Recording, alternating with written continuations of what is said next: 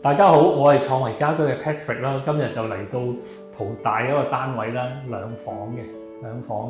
嘅一個單位，因為個長者咧需要人照顧啦，咁呢度咧我哋會做一個小嘅裝修啦，唔係全屋嘅裝修，包括咗個廳我哋油過佢啦，會擺個醫療床喺度啦，個長者會喺度瞓啦，包括咗個廁所啦，我哋會做全部嘅一個